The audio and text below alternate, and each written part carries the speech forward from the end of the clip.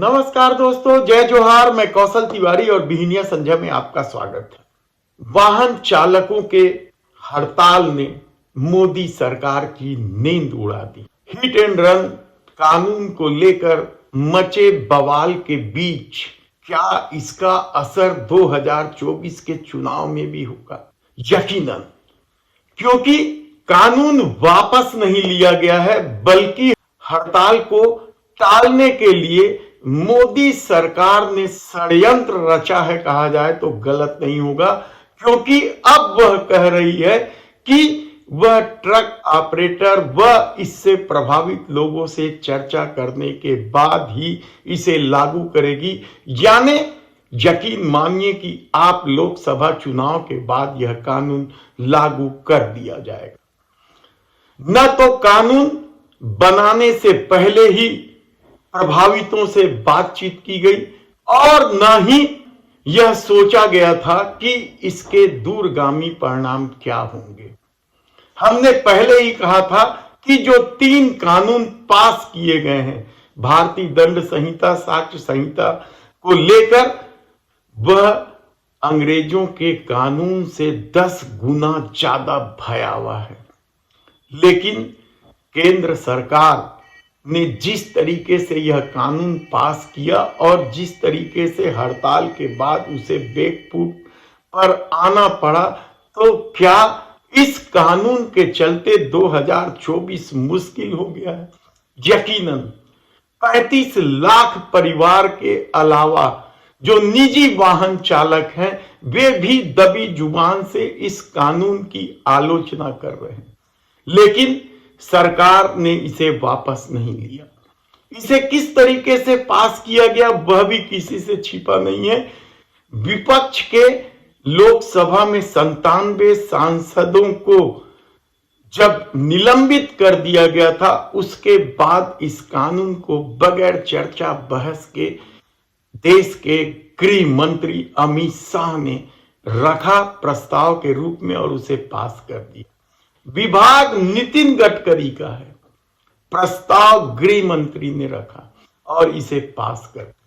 जब राष्ट्रपति ने हस्ताक्षर कर दिए और इसकी भयावहता जब वाहन चालकों को पता चला, तो वे हड़ताल पर उतरे। सवेरे ऑपरेटरों से बातचीत करते हुए गृह सचिव अजय भल्ला ने साफ तौर पर कह दिया था कि वे यह सब सुप्रीम कोर्ट के एक फैसले को आधार मानकर बनाया गया है।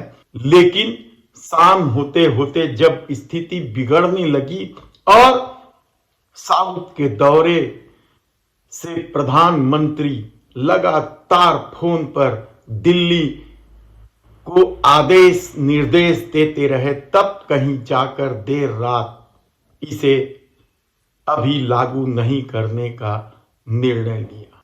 लेकिन इस कानून को लेकर अभी भी संशय के बादल हटे नहीं है और गुजरात लॉबी भी जानती है कि भले ही वाहन चालकों ने हड़ताल वापस ले ली है, लेकिन उनके मन में इस कानून को लेकर कई सवाल है और यदि ठीक से इस पर अमल नहीं किया गया तो लोकसभा चुनाव में इसके दुष्परिणाम निकल सकते।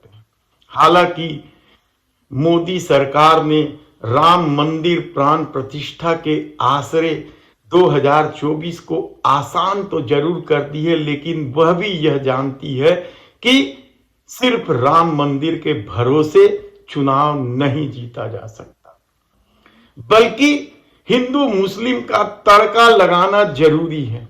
और शायद यही वजह है कि अब सीएए लाने की बात कही जा रही है। समान नागरिक कानून लाने की वकालत को लेकर कई तरह की बात कही जा रही है। हिंदू मुस्लिम तड़का लगाने के लिए यानी लोगों की भावना भड़काने के लिए कई तरह के प्लान किए जा रहे हैं, कहा जाए तो गलत नहीं होगा। हिंदी पट्टी के 3 राज्यों में हाल में हुए विधानसभा चुनाव में भले ही मोदी सरकार या भारतीय जनता पार्टी ने शानदार जीत दर्ज की है, लेकिन वह जानती है कि देश के हालात क्या हैं, किस तरीके से लोग बेरोजगारी से त्रस्त हैं, किस तरीके से महंगाई ने आम आदमी का जीना मुश्किल कर दिया है, और ऐसे में सिर्फ राम मंदिर के आश्रय 2024 चुनाव नहीं जीता जा सकता और न ही हिंदी पट्टी के भरोसे ही चुनाव जीता जा सकता। इंडिया गठबंधन में भले ही सीटों को लेकर तालमेल पर कई तरह के विवाद खड़े हो गए हैं, लेकिन यदि कांग्रेस मायावती एक हो गई तो यकीन मानिए कि भारतीय जनता पार्टी की हालत बहुत ज्यादा खराब हो जाएगी और मायावती किसी भी हाल में इंडिया गठबंधन में शामिल न हो, इसके प्रयास भी किए जा रहे हैं। यही नहीं, उससे पहले गठबंधन के 4 बड़े दल जो भारतीय जनता पार्टी के तोते उड़ा सकते हैं, जो नींद उड़ा सकती है, उन 4 बड़े गठबंधन के दलों पर किस तरीके से प्रहार किए जा रहे हैं वह भी अब दिखाई देने लगा है। कहा जा रहा है कि बहुत जल्दी अरविंद केजरीवाल और हेमंत सोरेन की गिरफ्तारी हो सकती है, तो दूसरी तरफ नीतीश कुमार और लालू यादव में फूट के भी प्रयास हो रहे हैं।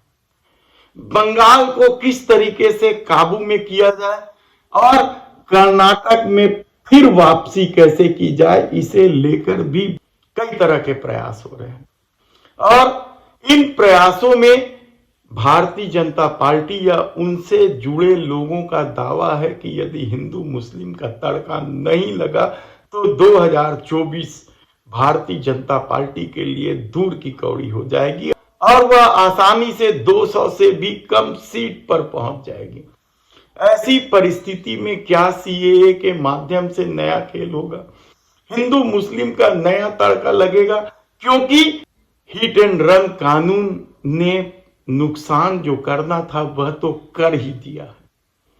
क्योंकि कानून वापस नहीं लिया गया है, इसलिए वाहन चालकों में संशय की स्थिति है और कोई बड़ी बात नहीं है कि वे इस कानून को वापस लेने वालों के साथ खड़ा हो जाए।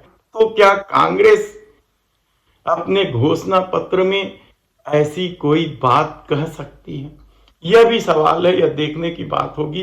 लेकिन अब भाजपा यह जान चुकी है कि सिर्फ राम मंदिर प्राण प्रतिष्ठा के आश्रय चुनाव नहीं जीता जा सकता और उसे हर हाल में कुछ ऐसे मुद्दे सामने लाने होंगे जिससे लोगों की भावना भड़के।